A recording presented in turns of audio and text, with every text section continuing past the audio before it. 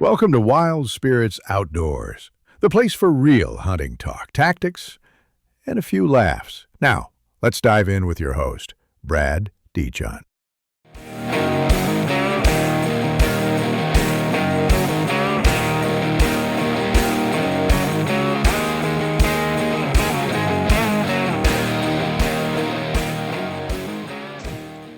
Hey guys and gals, welcome back to Wild Spirits Outdoors. This is episode number 6, and this episode is all about the 3 primary senses of the whitetail deer. If you're listening on the scheduled day of the drop, guess what? You ain't hearing shit because it did not drop, as you would have already figured out. And that's my fault. I went to upload. The upload crashed. I recorded late. I recorded actually last Monday night.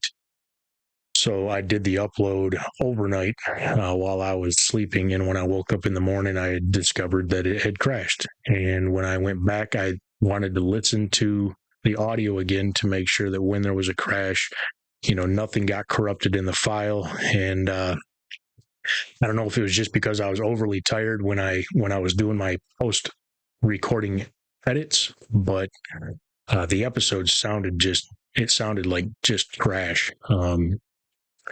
And it was really frustrating. And I was like, all right, you know what? I have to leave to go out of town Tuesday for work. So instead of dropping just really, really terrible quality, which I've already done a couple of times, and it just drives me nuts because I'd rather not listen to somebody talk than listen to really, really bad audio. I wouldn't consider any of the audio I've put out thus far to be good, but it's at least been tolerable. And if I can sit through it and listen to it, when it comes to how picky I am, when it comes to that kind of stuff, I figured, other people would be able to tolerate it as well. But anyway, I decided just not to put it out. I thought when I came back Thursday night or Friday, I would either go back in and try to clean the audio up, or I would re-record. And, we all know what happened last week. It was a really, really sad day. It was a sad day for our country. It was a sad day for our nation. Regardless of which quote side you're on, I'm so sick of listening to that bullshit, to be honest with you. There are 2 sides in this world. There is the kingdom of heaven, and then there is the kingdom of darkness. And that's, simply put, that's all there is to it. I'm not going to get into and talk about what happened. If you want my take on it, I felt very compelled the day after I happened to say something, and it wasn't to say something to let everybody know how I felt about what happened. It was to let everybody know the weight that I felt on my heart after what had happened, and some of the reflection in my own life that it put into me. So if you want my take on that, or if you want to hear what I had to say, I put about a 16-minute long video on Facebook, on the Wild Spirits Outdoors Facebook page. And, it was a sad day, and it really got to me. And, I am a man of God. I am a Christian man. I have given my heart to Jesus Christ, and I hope you have as well. And what I will tell you is this is a podcast about the outdoors and about hunting and fishing and just living and enjoying this beautiful creation that God gave us.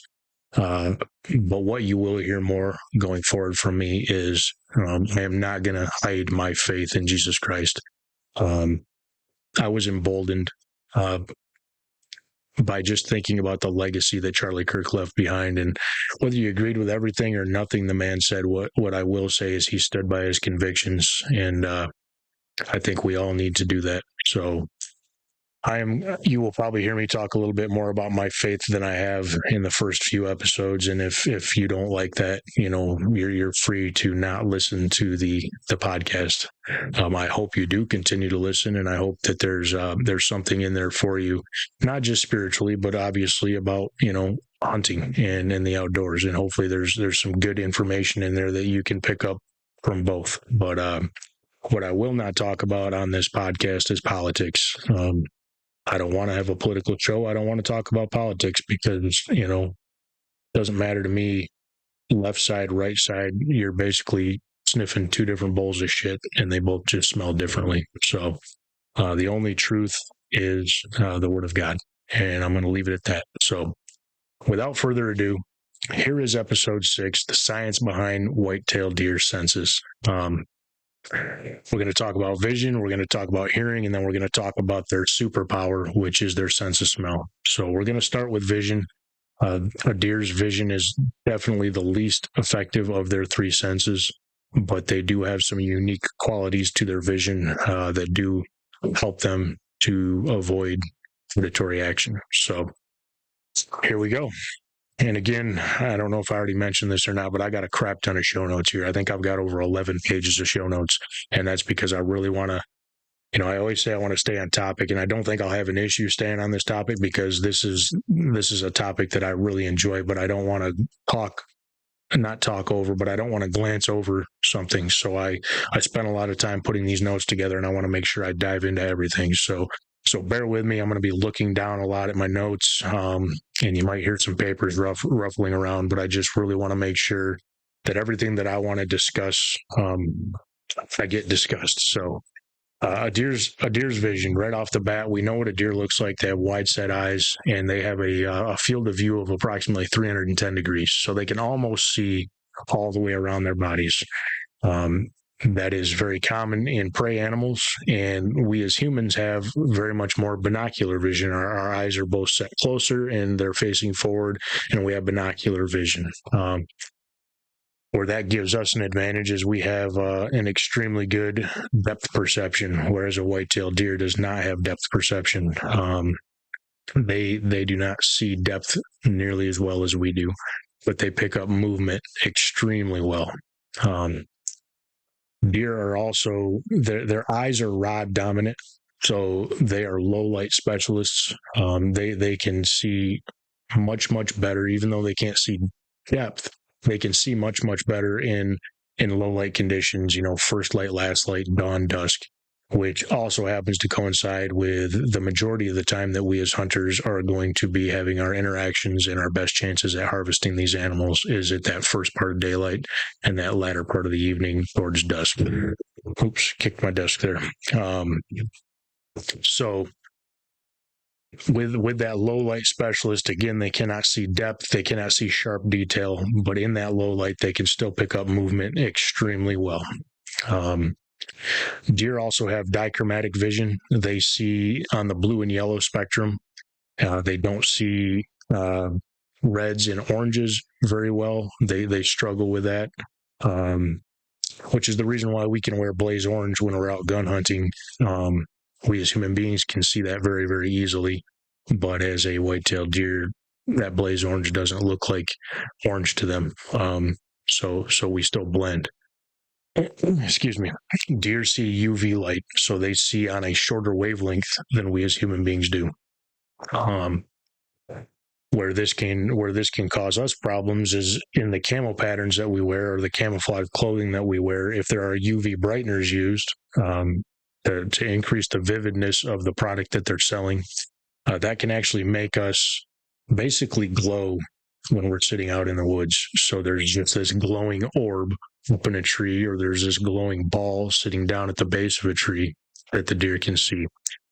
Now, that doesn't mean that because you're glowing that they're going to be alerted and run away, but it's going to make it much easier for them to see any type of movement you make if you're glowing when you're doing it. So there's UV killing detergents on the market that will help to eliminate that UV brightener that's added to your fabric to reduce that glow. And you can also do a little bit of research on the camo patterns in the manufacturer of the clothing that you're wearing to ensure that they also do not use UV brightening additives to the fabric.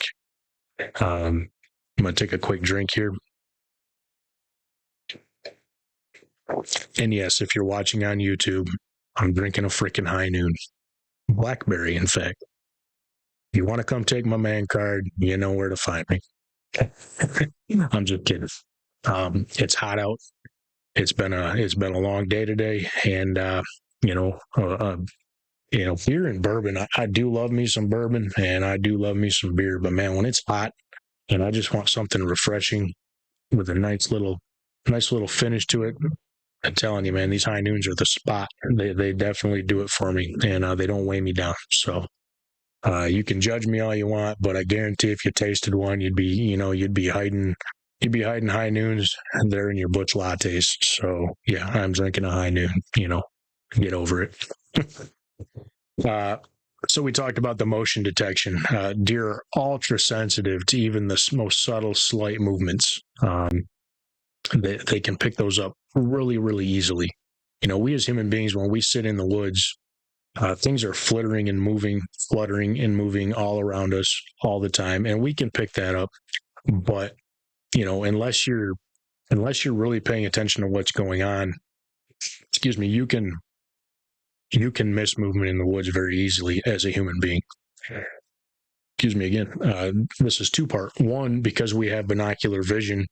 If we're looking here and something moves over here and it's just a subtle movement, not nearly as easy for us to see. However, a deer with 310-degree vision, even though they can't really pick out depth in front of them, anything moving within that 310-degree field of view, they're going to pick that movement up very, very quickly and very easily.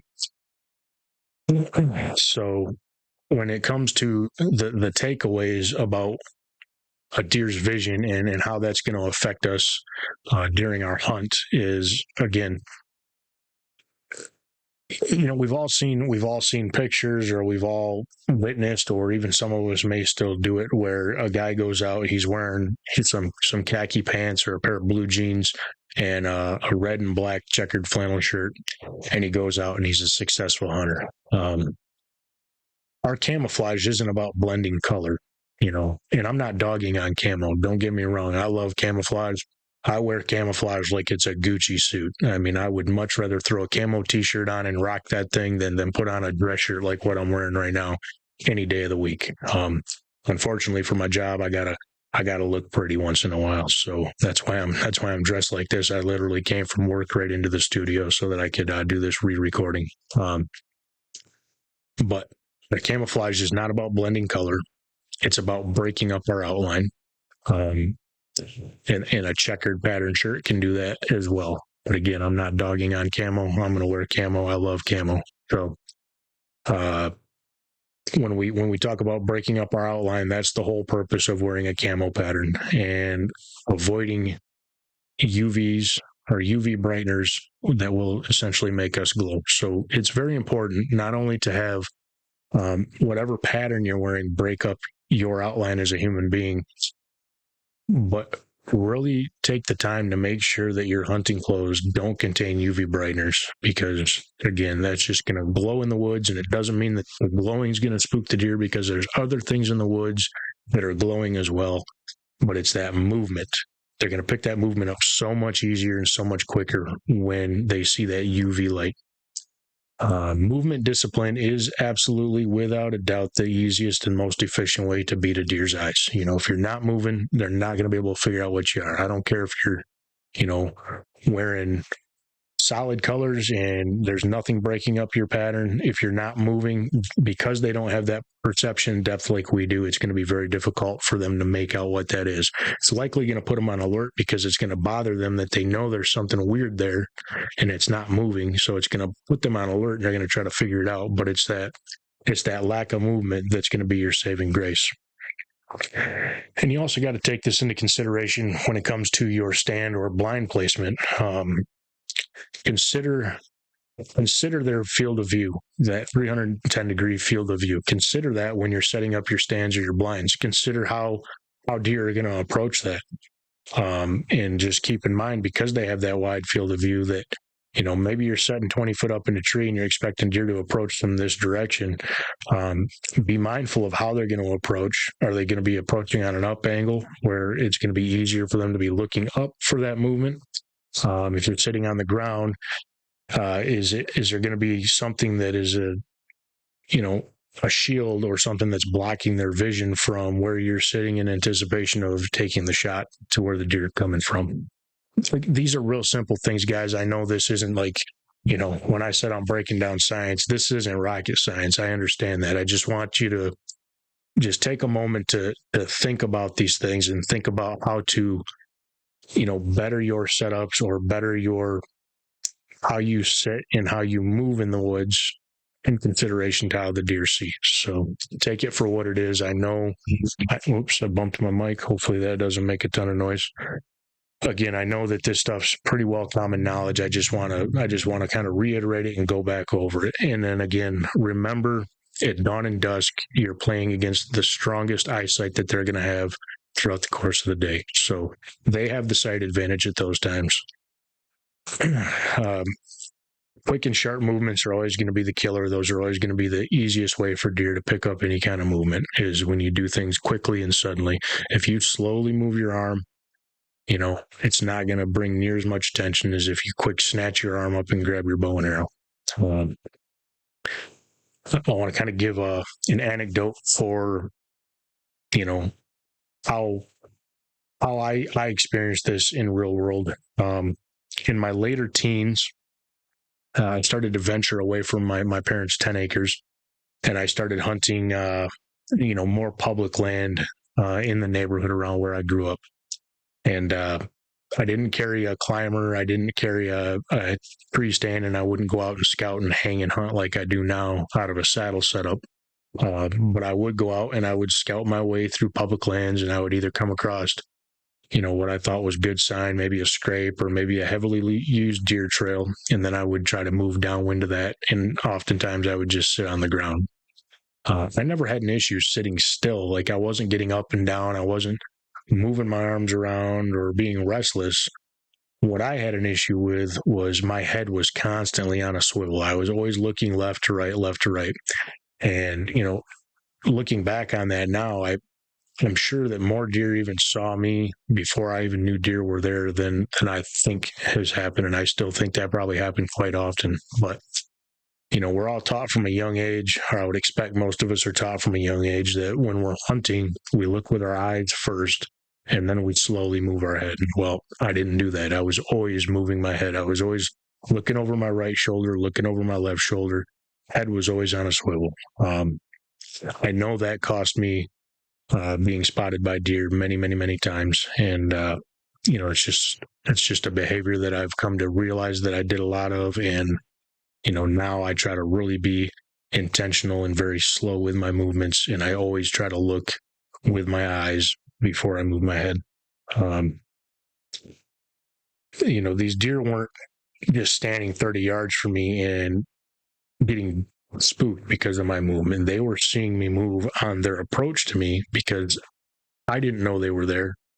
They might not have had any clue I was there, but they saw that movement, which made them, stop and pay closer attention to try to figure out what that is. And then, then they started realizing, hey, something's not right over there. And who knows how many deer ran off that I didn't even know were there. And it's because of that. So that's kind of my spiel on their vision. Now let's talk about their hearing. Deer have very, very interesting abilities when it comes to their hearing. Very unique compared to us as human beings. Very much so like their vision. Deer have very large cupped ears. Again, we all know what a deer looks like. We know their ears are spaced apart, very much from one another as compared to like a human being. And deer can rotate each ear independent of one another, and each ear can rotate independently 180 degrees. So they can turn their ears 180 degrees independent of one another. Deer can hear best in the 4,000 to 8,000 hertz range, whereas we as human beings, we kind of peak out in that 2,000 to 4,000 hertz range. So the noises that deer can associate with danger, or would typically associate with danger, fall in that 4,000 to 8,000 hertz range. So we're talking loud, sharp cracks, pops, crunches, metallic clangs, zippers zipping, screeching drags, sharp noises like that. They can pick those out extremely well, and they hear them way better than we as human beings even can hear those. Because of the way that their ears work, they determine distance to sound very similar to how we as human beings do. Basically, if a noise comes in my right ear, I hear it with my right ear first, and then my brain uses the time it takes from my right ear to hear it until my left ear hears it. And my brain takes that time and basically does a trigonometric, is that right? Yeah. Calculation, and it triangulates basically time and distance to give me our location and distance. So it gives me an idea of where that noise came from and how far away it was. Now, when it comes to a white-tailed deer, their ears in relationship to their heads are farther apart than ours as human beings are.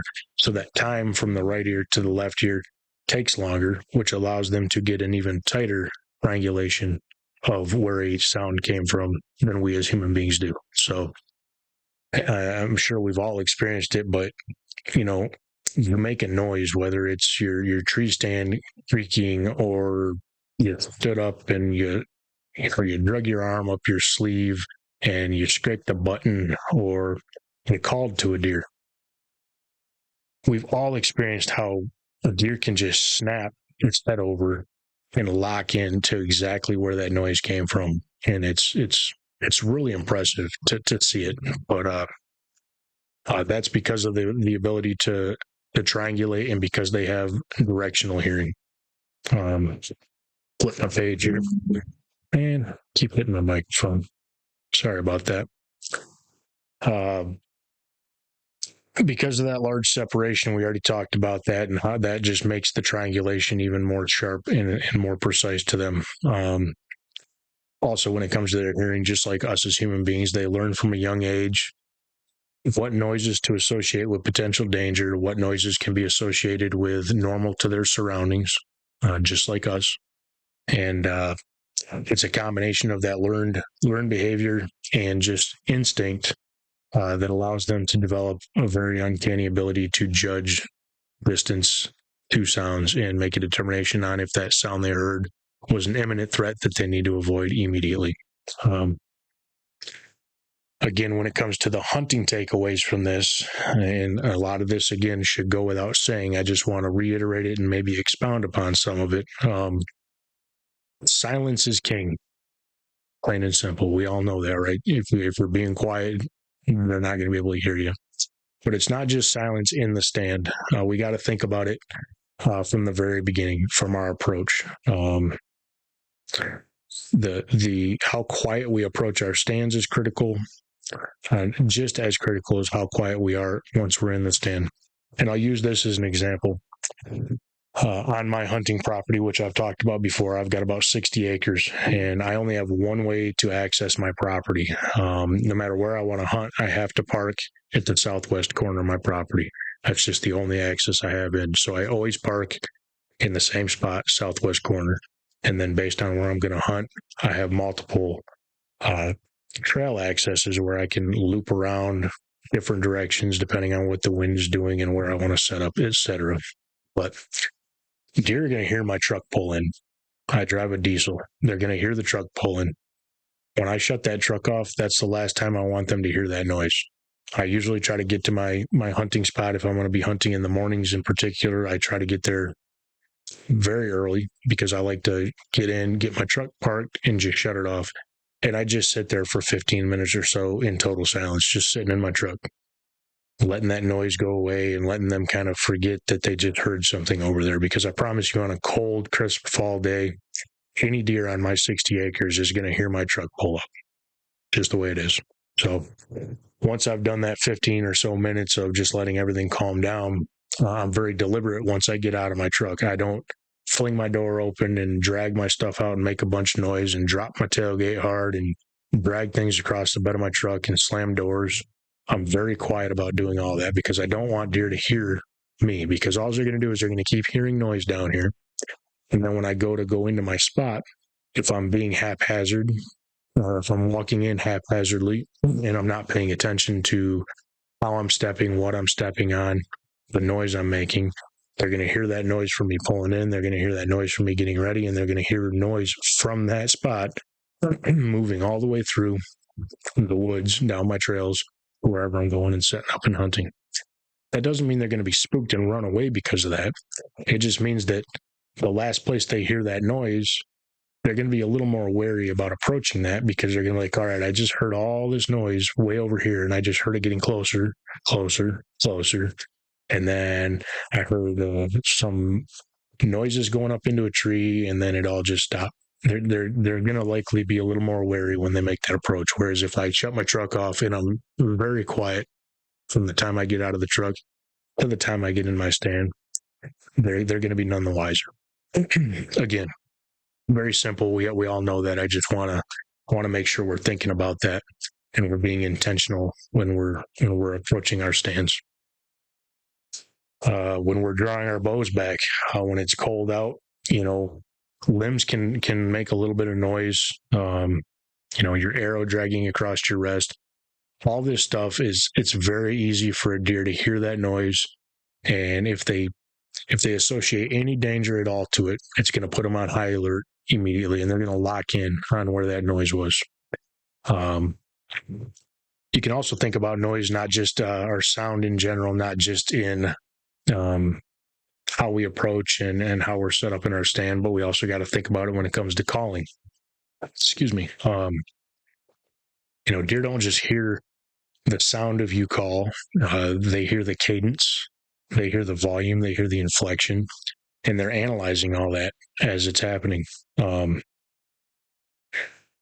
this deer right here, the one hanging on the wall here to my right, to my right, that's the one I shot on my property last season, and I called that buck in by rattling. I've talked about it before, but I rattled that deer in, and he was approximately 140, 150 yards away where he was bedded when I did that rattling sequence. And this is just, to me, it just really shows me how impressive their hearing is. As a human being, if somebody yells my name from 150 yards away and I hear it, I'm going to be able to get a rough idea, the direction that noise came from, and I'm going to know that it was a long ways away. However, I'm not going to be able to stand at one end of a football field and hear somebody yell my name from the other end and be able to turn around and lock in and be like, oh, that came from the other end zone. I don't have that ability. A deer, on the other hand, 150 yards away, hears that rattling, and he literally walks right up. I mean, he stops a little bit, but it wasn't because he was trying to figure out where that noise went or where it was exactly. He stopped so that he could show off a little bit. This deer walked 5 yards from my tree. I mean, he walked right to me. And then the only reason he didn't stop, or the only reason he stopped there, is because he could not see the deer. He was like, okay, I'm where that noise was, and I don't see any other deer. So then he turned, and what he was going to do is he was going to try to work his way and circle downwind of me. And it wasn't to try to, bust me. That's not what they're doing. They don't think like that. He walked into where that noise was, and he's like, I don't see any deer. So he was going to circle his way around, around where he heard that noise, and he was going to start smelling to see if he could smell those deer and then figure out where they went. I think that's a good illustration of just how well they can pinpoint noise. Another good example is when it comes to how we call. We've all heard, well, you gotta call deer the way deer sound in the woods. Well, I've yet to hear two deer make the same noise ever. I've heard deer, make really loud, aggressive roars. I've heard bucks make little plopping noises as they're walking. I've heard bucks let out, very light, soft grunts. I've heard clicks. They make all kinds of different noises, and I don't feel like a deer has a cadence. They're not like geese where they make the same cadence over and over and over again. They're all unique. They're all individual personalities, depending on the time of year, depending on how angry they are, what kind of aggression they have towards whatever noise or towards whatever they're making that noise at. It can change the inflection, the intensity, and the cadence. We as human beings think the cadences that we do sound good, and that's why we do them. So I've never heard a deer let off a cadence, so to speak, when I'm out, and I'm not saying that I don't do this, because I do. I'll be out there and I'll grab my grunt call, and if I'm blind calling, I might let out a meh, meh, meh. I've never heard a deer do that in my life, right? I mean, I just do it because I think it sounds good. I think in my mind, I'm painting the picture of what it sounds like when I've got a buck who's either seeking or he's trying to draw attention or he's trying to intimidate. That's why I do it, not because I've ever heard a deer do it. But if you, let's say a deer is 200 yards out and you can see it and it's not coming in, you know, you can tell this deer's not coming to you. It's heading someplace, and it sure as heck ain't heading to you. And you grab your deer call and you grab your grunt tube. You know, you're not going to get that deer's attention from 200 yards away by going, right? You gotta get that deer's attention quickly, and you gotta, aggressive grunt to it, and they might not even look at you, but there's subtle tells that they heard you. Just because they don't look doesn't mean they didn't hear you. Look for that ear. If that ear snaps to you as you make that loud noise, and that you watch their ear snap right to your location, you know, make no mistake, they heard you. It's just, did they care enough to stop and turn and come and investigate? If you get that ear snap and they just keep going, and they're not coming, I mean, really, you can either just let them walk, or what I would probably do at that point in time is I would hit them with an aggressive snort wheeze. And that's going to tell me right off the bat, are they in the mood to fight, or are they not? Because if you let out that loud, aggressive grunt and they do nothing more than just snap their ear to it, that means they're not interested. Maybe they're scent checking, or maybe they're hot on the trail of another doe. Maybe at that point, a snort wheeze will challenge them enough to be like, you know, somebody literally just is sitting over there and yelled, "Hey, F you." That's basically what that is to them. So it's not about the cadence. It's about that inflection. And, you know, just again, how they can hear that and how they can pinpoint that location is truly impressive. So I kind of went on a little bit of a tangent there as far as the inflection stuff goes, but I think there's stuff in there that's just worth, again, it's stuff we likely know as hunters, but just things to think about, I guess, more or less. Terrain also matters. Again, fairly obvious, but if you're hunting, you know, fairly wide open oak wood, or you're hunting ag land, or you're hunting across a large food plot, or you're hunting in Kansas where you've got relatively open ground for long distances, your calling is going to travel significantly farther than it would if you're, say, hunting the swamps of northern Michigan, where you can barely see 10 feet in front of you. There's so much insulation there that your calls are not going to carry nearly as far. I hit my mic again. I hope that's not making a ton of noise on the recording. I guess we'll find out. I don't know why I keep doing that, but I do. Weather can also not only affect their hearing and how well they can hear, but it can also affect their vision. And obviously, weather can affect their sense of smell. But, you know, obviously, the colder it is, especially when there's no snow on the ground, noises are amplified and they can carry much farther, while, you know, the rain and wind are obviously going to muffle and dampen the noises. So another good example, just to show you how impressive their hearing is and how quickly they can lock in and make determination on whether something is danger to them or not. Before I tell this story, let me take another drink of my nooner here. All right. I think it was 3 years ago. It was during late muzzle loading season in Ohio. I was down there with my buddy Steve, and to preface this, I had gone down that year. I had gone down. I think it was the week before Thanksgiving, with my bow and arrow. I just went down there by myself. I went down there for, I think, 3 days. And I had some intentions to go do some scouting while I was down there, but I also wanted to do some hunting.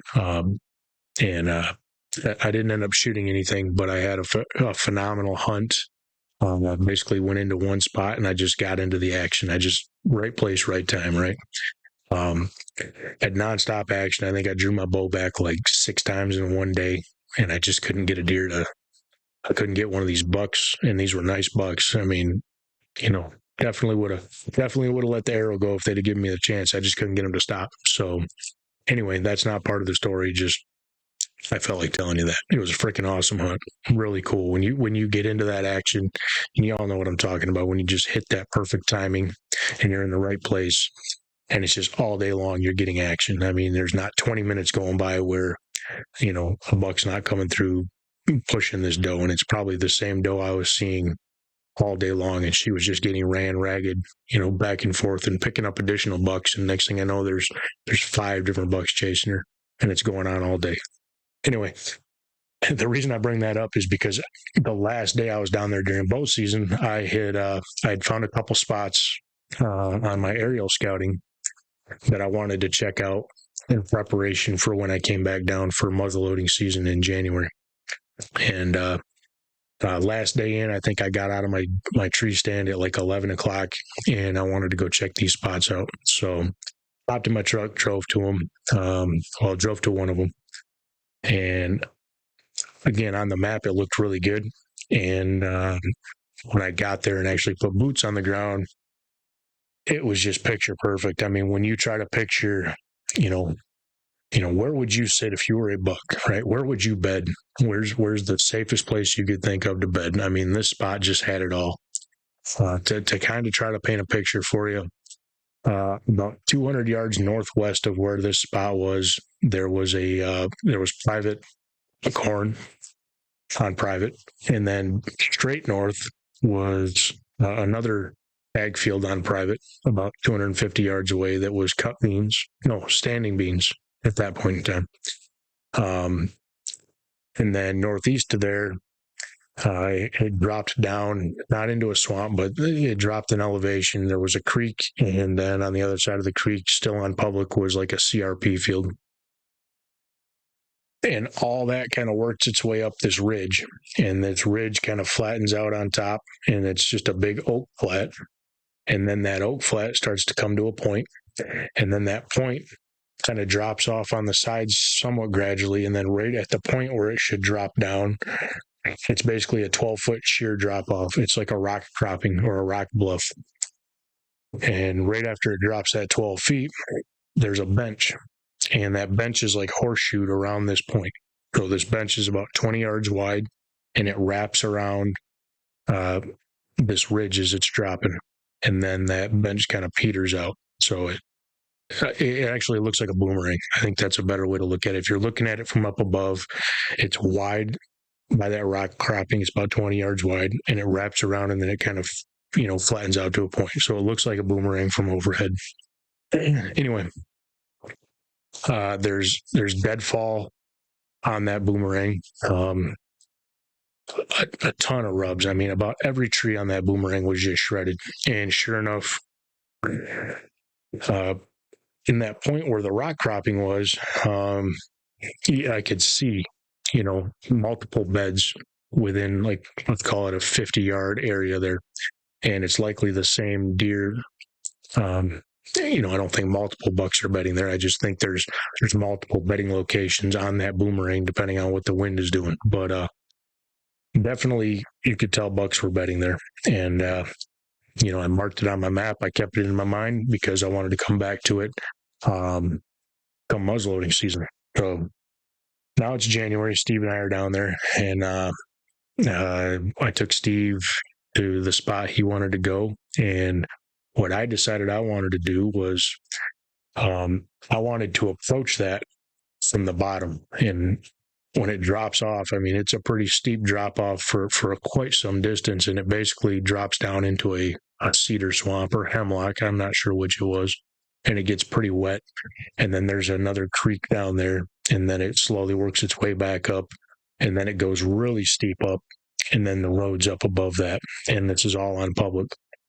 So I dropped Steve off, and what I decided to do, I was going to drive my truck around onto that high point, and this is probably from where that boomerang is, it's probably like 600 yards. It's a pretty good haul. So I parked there, and I waited until gray light, and then I grabbed, my muzzleloader, got all my stuff on, and I dropped down that super, super sharp drop, made my way down into the bottom, got down to the creek, made my way across the creek without, getting myself soaking wet. And then I started working my way from that bottom, working my way up that ridge to get eyes on that spot. And you can't see very far as you're going up because, again, this is all like hemlocks or cedars, and you just can't see far. Now, as the day was to move on, what's going to happen, just based on thermals, is as that sun comes up and everything starts to heat up, the thermals are going to start pulling out of that bottom right up to where this deer's bedding. What my anticipation was, and why I chose to come in from the bottom, was I figured, if I could get in there early and get my way up to him, I felt that I could get within shooting distance of that deer before the thermals turned and started pulling my scent right to him. So I worked my way in there, and when I got to about 100 yards from that boomerang, I decided, okay, I need to slow it down and be very deliberate and very quiet. And I figured if I could make it another 40, 50 yards, that was going to put me, let's say, 50, 60 yards away from this boomerang. But I was going to be at a spot where I could see that flat. And I figured if I could get to that spot, if there was a deer bedded on that boomerang, if I sat there and I glassed it, I should be able to see antlers. And my goal was I would just spot a deer, determine if it was something I wanted to shoot, and I would just hunker down and wait for it to stand up, and then I would have a pretty easy 50, 60 yard shot with the muzzleloader. So at the 100-yard mark, I slowed it right down, and I started working my way in very slowly. And then I got to about 60 yards, and I was kind of not like kneeling down on the ground, but I was squatted down pretty good, and I'm trying to look up there, and I still can't quite see. And I'm trying to glass with my binoculars, but I just can't see good enough to really make anything out. So I was like, okay, I need to make it another 5, 10 yards. And then I think I'll be far enough to where I can start seeing under these hemlock branches and still be able to see that flat. So as I made my way up there, I was starting to get my gun more into a ready position. I'd actually taken my backpack off and set my backpack down. And I was just going to move slowly up into that spot. Well, as I'm walking, I'm looking where I'm walking, but I'm getting so close to where I think there could be a deer bedded that I want to be very cautious about, as soon as I can see antler, I want to stop. So I'm really looking, instead of looking more where I'm walking, I'm definitely paying closer attention to this boomerang. And as I took, let's say I'm within 55, 58 yards of the boomerang, and I wanted to take like literally 2, 3 more steps, and I was going to stop. I went to take a step, and there was a piece of deadfall laying on the ground, and I'm looking up there, and I'm not paying attention where I'm stepping like I should be. And all I did was off this piece of deadfall. This is super dead stuff. There's like a 1/2-inch diameter branch coming off this deadfall, and it's like 8 inches long. And in my peripheral, I see the deadfall, and I went to step over it as I'm still looking up the hill, and I kicked that freaking sticker that was coming off from it. And when I kicked it, all it did was make just one quick pop. Now my momentum's carrying me forward, so I make that pop, and I look down, and my momentum's already carried me, so I continued that step, and I was just trying to make sure I didn't step on anything else. So as I came over the deadfall with my left foot, I looked back up, and boom, right there. I mean, exactly where I expected a deer to be. This beautiful buck, he stood up, and now he's locked in on me. And he did not. He gave me like a second to look up, see him standing there. I'm not going to put a number on him. I don't know how many inches he scored. He was a shooter. There was no doubt about that in my mind. He was a beautiful deer. But he did not stick around it was like literally a second. And he heard me. He stood up. He saw me move, and he was gone just that fast. And that just really shows how good they can pinpoint noise. He heard that pop. He triangulated distance. His brain told him that's way too close, and it was way too loud. It's danger. Stand up. He stood up. He saw me take that last step.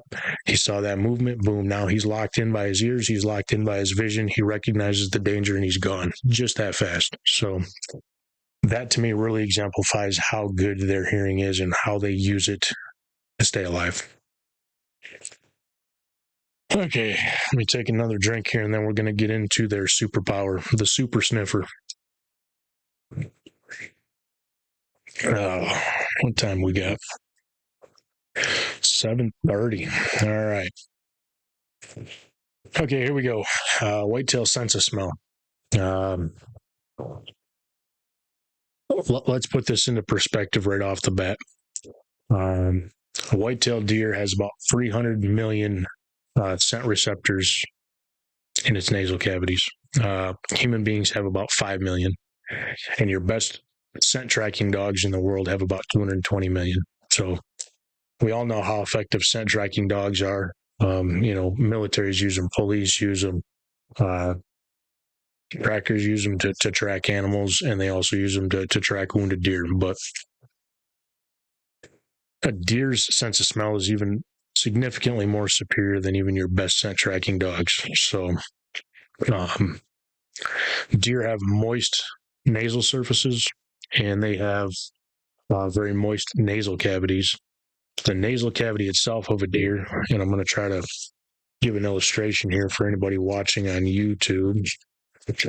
And if you're listening, you're just going to have to use your imagination. So I'm taking a piece of paper and I'm folding it over on top of itself several times. So if you can see that on the camera, I've got 1, 2, 3, 4, 5, 6, 7, 8, 9, 10, 10 folds with this piece of paper, basically making it an accordion. A deer, their entire nasal cavity is full of those folds. And what that does is it increases surface area throughout their nasal cavity. It increases surface area for scent particles to land on for them to pick up that scent. That's why they have such a significantly higher ability to smell than we as human beings do. And that scent receptor is working continuously. This might be a nugget that maybe not everybody knows. So maybe we have a fun fact for you guys here. Deer scent check with every single breath they take, not just with their nose, but with their mouth. If a buck has been running and his mouth is wide open and he's panting, he's still scent checking, even though he's breathing in through his mouth. And that's because a portion of every breath they take, a portion of that goes to their lungs, but a portion of it also is circulated up into their nasal cavity. So they're picking up scent even when they're breathing in through their mouth. Like I said, a certain percentage of that, I don't know what the percentages are, but a certain percentage of that breath they take in goes up into their olfactory chamber so that they can analyze scent. Deer also have a special organ in the roof of their mouths. It's called a Jacobson organ. What that organ does is it actually detects the chemical composition and pheromones that whitetail deer give off. So if you've ever had the opportunity in real life or even on TV, or seen a picture of it, if you've ever seen a buck lip curl, when they curl that lip up and they're making that goofy face, their special face that they make, they're not doing that to show dominance. They're not doing that as an intimidation thing. They're doing that so that they can pull scent across that Jacobson organ. When a buck lip curls, and I've had the opportunity to see this a couple of times in the wild, and it's really cool to watch. I don't know if you ever have, but maybe you have and you'll understand what I'm talking about here. But a good example is, say it's November 7th and you're hunting, maybe you're hunting over a small food source, whatever. Let's say you're somewhere where it's fairly open so you can see multiple deer. And let's say you got a group of does out there in front of you, and maybe you got a couple of immature bucks, and then you have a solid buck out there. Just trying to paint a picture for you guys. I'm going to use an example when I paint the picture of something that I actually saw. So I was hunting on, my own property, and I was hunting one of my food plots, and I think it was November 8th, 9th, somewhere around there. I had several does out in my food plot, and I had 2 or 3 immature bucks out there, and they were running those does around, and nobody was getting crazy, but these young bucks would push the does and they'd run around, and then they'd come back, and basically everybody's just running around the food plot making their way around. And then I had a very nice buck come in, and he walks into the food plot, and I mean, it's cold. You can see his breath steaming. His nose is soaking wet. He's been drooling. He'd been at it. All right. When he came out there, he immediately started making very loud vocalizations, letting those immature bucks know that their party was over. It was time for them to, bugger off, basically. And as he walked out, he just kept lip curling. And he would lip curl and he would move towards a doe. And then he would turn and he would lip curl and move towards another doe. And then he just lip curled and he ran right into a group of 3 or 4, and they were all standing together. And when he lip curled, as he ran into them, his head was moving very quickly, and all of a sudden, boom, he locked onto one and he just took off with her. And then they started doing circles in the food plot. He was lip curling as he was running into those does, and he was using that to pick up which one was actually in heat. So he found the hot doe by doing that, and then the chase was on. And then subsequently, I freaking blew the shot at 12 yards, and he got away with his doe. So, but to see that, it's very cool. And I never really knew what they were doing when they lip curled, but now I do know what that is, and that's because they're opening up that Jacobson organ so they can pick up that chemical composition in the pheromones. So maybe you knew it, maybe you didn't, but I'm hoping it's a fun fact for you. So. Again, deer are constantly checking and testing the wind. Virtually every single move that a deer makes, it's going to make based on its nose. Its nose is going to tell it how it's going to travel. Its nose is going to tell it what direction it's going to travel. Its nose is going to tell it how it's going to approach food, how it's going to approach bedding. Everything they do is centered around what their nose tells them to do. A majority of a deer's brain is dedicated to processing scent. They can smell not only the odor that they're smelling, but they can smell the direction that odor is traveling in. They can, with pretty good distinction, tell how fresh that odor is and if that smell should be associated with danger or not. Somebody once gave me a really good analogy. I don't know if they told it to me in person. I don't remember if I read it in a book, a magazine, saw it in a video, heard it on a podcast. I don't know. But for the sake of this discussion, I'm just going to say somebody once told me that when we walk by a bakery and they're baking bread, we can go, oh, they're baking bread. That smells good. If a deer walks by that bakery, that deer's not only going to be able to tell that they're baking bread, but that deer's going to be able to tell you the ingredients that they're putting into it. And that's how good they smell versus us. We smell bread baking. They smell how much salt is in the bread, how much flour is in the bread, et cetera, et cetera. So I think that's a great analogy to think about. Takeaways for, I got to fix my leg. Takeaways for when it comes to hunting and their sense of smell. Again, I don't care what anybody says. Kudos to them if they believe it and they can make it work successfully for them, but I don't believe you can ever beat a deer's nose. Excuse me. That doesn't mean I don't think that you should do everything in your power to mitigate and eliminate your scent. I'm a huge proponent of that. I do as much as I possibly can to eliminate as much scent as I possibly can. I do spray down with scent killer. I wash myself before I go hunting with unscented soap. My hunting clothing all gets washed in unscented soap. It gets hung outside to dry. When I'm leaving to go hunting, my clothes go into an airtight, sealed coat. When I get to where I'm hunting, I strip down out of everything I'm wearing. I wipe down with body wipes before I put my hunting clothes on. My hunting clothes don't touch my seats. They don't touch the bed of my truck. They go from the tote to my body. into the woods. At the end of the night, they come back, they go back in the tote, and then I get in the truck, I drive home, and then weather permitting, I hang my stuff up outside again. If I sweat on my way in, which you're virtually going to do regardless of what time of year it is, if you're walking any significant distance, you're going to sweat. I don't. My base layers, once I've sweat in them, they don't go back in the tote. They go home, they get hung up until they're dry, and then they get washed, hung up again until they're dry, and then I just repeat that process. I don't pump gas wearing my hunting clothes.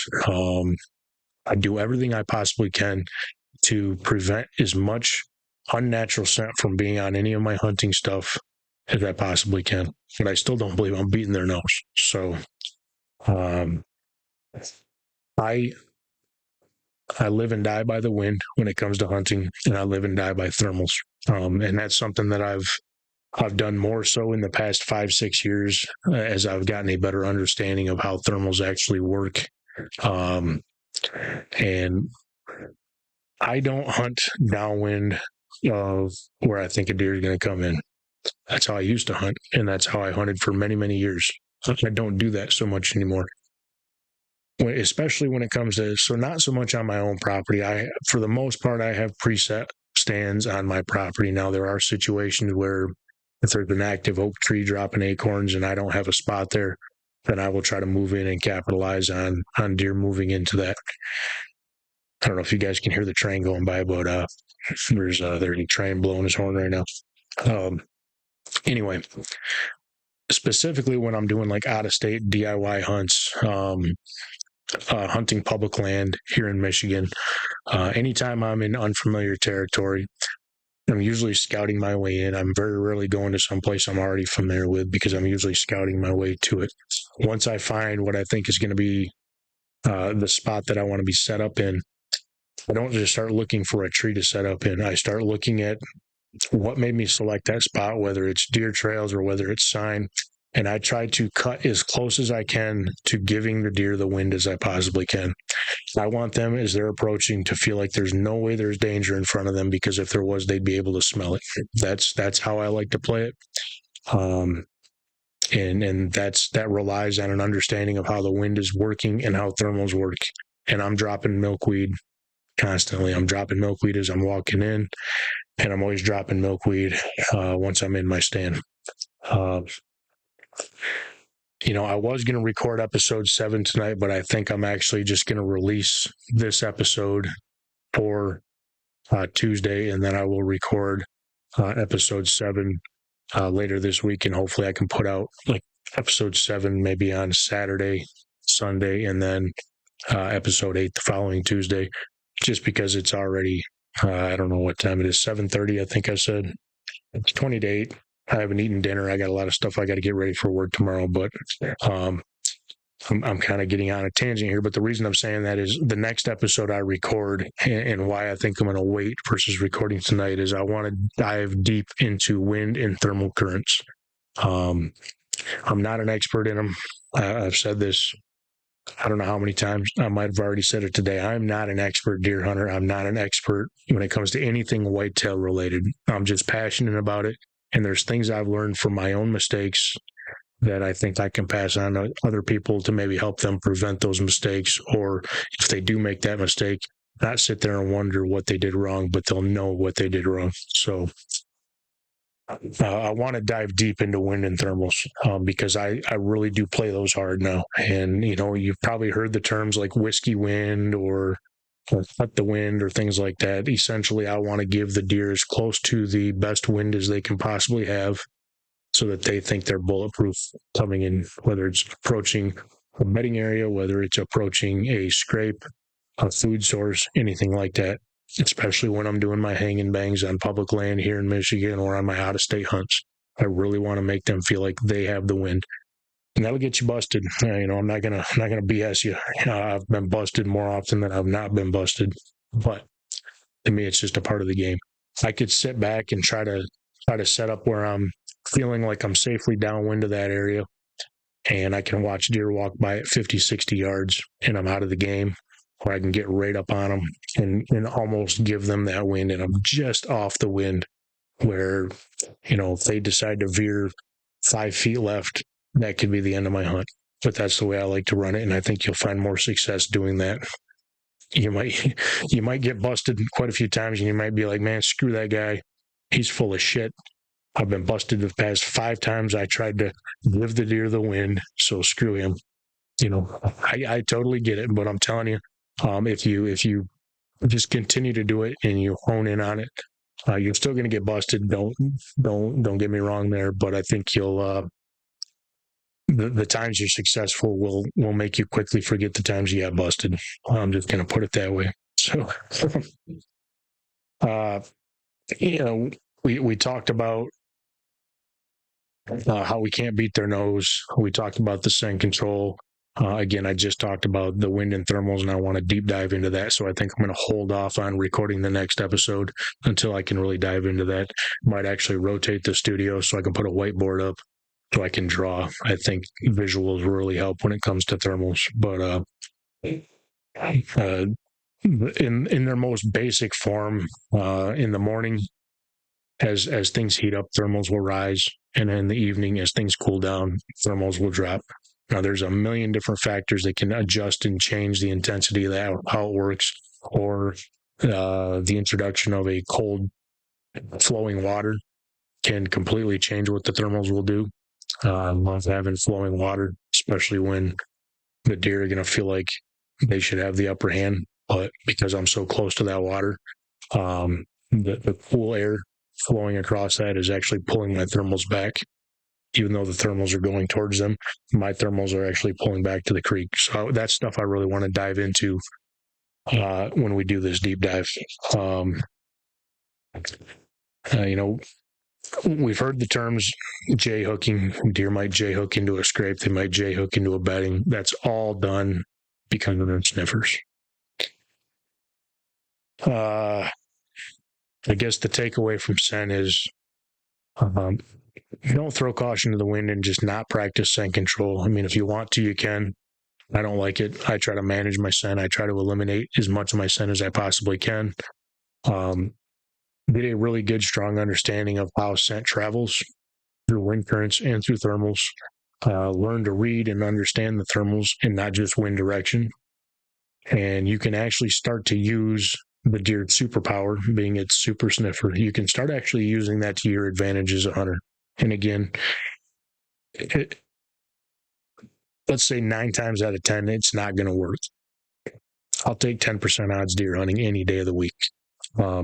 So that's why I really put a lot of focus into wind and thermals. Again, we'll talk more about that when we get into it, but learning how to cut that wind and cut those thermals to give the deer almost the advantage, I think is just going to pay dividends for you and make you a better hunter. So let's put it all together here and kind of summarize this and wrap it up. Deer are designed to do 3 things, and that is, well, let's say 4 things. They're designed to eat, get adequate food, get adequate water, breed for population and repopulating the deer herd, and to not die. That's the only things they have to do in life. That's the only things they think about on a daily basis. Every day a deer gets up, and if you want to say they think about anything, they think about not dying. We as human beings, we have a lot on our plates. We're thinking about family life. We're thinking about work. We're thinking about what we got to do. We're thinking about our hobbies. We're thinking about where we're going to hunt next. Deer get up and they go, how am I going to not die today? And they do that by integrating all 3 of these senses, and they live a very, very paranoid life. So hunters oftentimes focus on hunting the deer. That's what we're doing. We're hunting deer. But if we can manage all 3 of their senses, we can actively think about all 3 senses when we're hunting and almost hunt the deer's senses instead of hunting the deer itself. I think we're going to grow as hunters, and I think we're going to learn a lot more about deer behavior and how to make ourselves more successful hunters. So I guess in a nutshell, don't move. When you do move, when you do have to move very slowly, move with intention. Be freaking quiet. Don't make a bunch of noise. Remember that unnatural noises like clangs and metallic tings and loud pops are going to get a deer's attention. When you're calling, take into consideration where the deer is in relationship to you, what's between you and the deer. Inflection carries more weight to me than does cadence. And above all else, learn how to play the wind and understand thermals. That's kind of my spiel on that, guys. So, episode 7, again, I was going to record it tonight, but I just made an executive decision. I made this decision twofold. One, it's almost 8 o'clock. I have not eaten dinner. I haven't seen my wife yet today. So I'm going to go say hi to her, sit down, enjoy some dinner with her. And I have decided that episode 7 is going to be focused on wind and thermal. So the next time you see me in studio, the camera is going to be over there. And I'm going to be looking at a whiteboard over there. And I'm going to be drawing. And I'm going to try to really paint some pictures. So I'm excited to do that one. So this episode that I was going to try to drop Monday night, and it's probably going to drop for my 6:30 a.m. Tuesday morning, 6:30 a.m. Eastern time. I'll drop episode 6, and then maybe I can get 7, 8 out. Maybe I can do it. Maybe we do a 2-part. Maybe we talk about wind and thermal in a 2-part series. Maybe I can get one of them out, Saturday, Sunday, and then get the other one out Tuesday. So I think that's what I'm going to shoot for, guys. I don't know if I talked about it in the intro. Merch is coming. I've got people that are helping me with some of this graphic design, and I'm not saying this to throw shade, but it's not moving along quickly enough, I guess, is, for lack of a better term, is the wording I want to use. And I'm not blaming anybody. I mean, these people are voluntarily giving me their time. They have lives to live. They have their own jobs, their own responsibilities. It's not fair for me to pester them about this. So I'm still going to allow them to do what they were doing when it comes to some of this more hyper creative stuff. But I want to get some merchandise available. So I already have the new Wild Spirits Outdoors logo designed. I've already got that ready for digital file transfer so that it can be printed onto or sublimated or heat pressed, however you want to word it, onto fabric. I've already got the presses. I've already got everything at my house ready to go. So I'm going to go ahead and get some stuff done so that I can advertise or show you guys, what we have to start with. And if you're liking what you're seeing, you're liking what you're hearing, and you want to continue to support, I encourage you. Again, this isn't for me to make a quick buck off you, but this is so I can invest back in this, and hopefully maybe I invest in some better microphones so we don't have to freaking fight with this audio editing that's driving me insane, and just continue to make this better. Like I said, guys, I do this because I love hunting. I love whitetails. I love the outdoors. I want to talk to people about it. I'm going to sit down and I'm going to talk about this stuff regardless, so I might as well do it in front of a camera and maybe pick apart some things that can give some nuggets of information to other people out there. So we do have guests lined up. Guys, bear with me on this. It's tough this time of year to get people lined up. I shouldn't say get people lined up. It's getting guests lined up is the easy part. There's so many people who have no problem. Let's sit down and do it. It's the finding a time that you can both do it. And I really want to have the guests in studio versus, I can barely figure out how to do this with just me in one room. But if I have to start trying to do it with people online, I'm probably really going to screw it up. So ideally, we want to have them in studio. I have a job, requires a lot of travel. So it's hard for me to line those up. But we do have guests lined up. We just got to get schedules kind of to work together. And now we're getting into hunting season. Today, if you live in the state of Michigan, was opening day of small game season. I did put a post out on social media about small game season, what it means to me. It's a rite of passage, I feel. I encourage more and more people to get involved. There's nowhere near as much talk about small game hunting as there used to be. I think it's a great way for children to not only understand maybe some firearm safety, with the supervision of an adult, but it really does teach woodsmanship. It teaches them patience. It teaches them how to move through the woods quietly. I think there's so much more for a child to learn small game hunting than going and sitting in a big box blind and waiting for a deer to walk out in front of them. And I'm not saying there's anything wrong with that. I'm just saying if you want your child to be actively engaged in the outdoors and really learn what it means to be a woodsman and how to truly become a better hunter, I think one of the best things you can do is get a single shot 22 in their hands, teach them how to shoot it safely, and get them out there chasing some squirrels, some rabbits, some grouse, etc. So small game season, like I said, opens today. This past weekend was the youth hunting season and the disabled hunter season here in Michigan. Haven't really had a chance to talk to a whole lot of people, see how that went for them. I have seen some pictures out there. Looks like some great deer have been taken and some great memories have been made. A lot of other states have already opened up as well, and they're into their regular hunting seasons. Here in Michigan, guys, it's 2 weeks away, if you can believe it. Bow season is 2 weeks away. I guess to wrap it up, just a quick update on my arm. Surgery has been done. I had my 6-week post-op doc visit, I guess, last week. They're really happy with how things look. They've increased me to a 5-pound weight restriction on this arm, and I'm feeling really good. Like my arm, to me, and I know it's not 100% healed, but it feels like I'm back to 100%. So I am still cautiously optimistic that maybe within the next 2 months I'll be able to start shooting my bow. I don't know if I'll be able to draw my bow back at its current weight. I might have to back it down. So Tom, if you're listening at Leveled Outdoors, save some time for me. Let's do it right during the peak of the rut. I know you got nothing better to do during the rut than come help me out. But in all seriousness, let's try to pick some time. Maybe the beginning of November, well after dark. Maybe I can come in and we can try to get this bow situated to a comfortable weight for me to draw back. So look forward to that.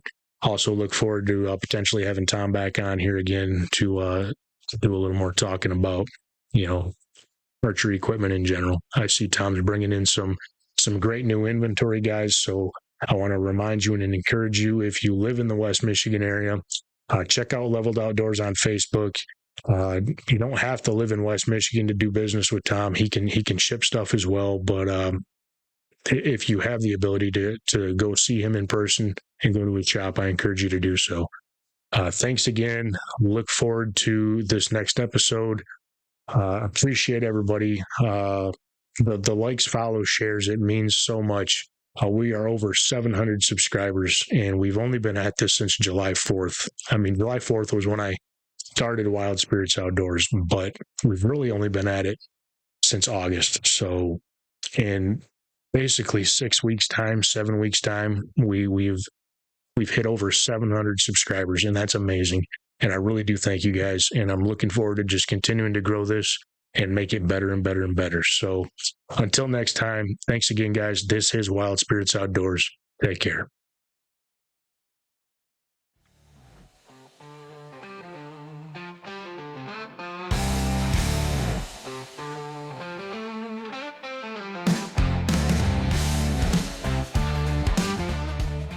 Thanks for tuning in to Wild Spirits Outdoors. We appreciate you joining us on this journey. Don't forget to like, follow, and share wherever you get your podcasts. It helps us grow the tribe and keep on chasing the wild. Stay connected with us on Facebook and Instagram at Wild Spirits Outdoors, and also on YouTube at Wild Spirits Pod. You can also head over to www.wildspiritsoutdoors.com for more content. Until next time, chase the wild, feel the spirit,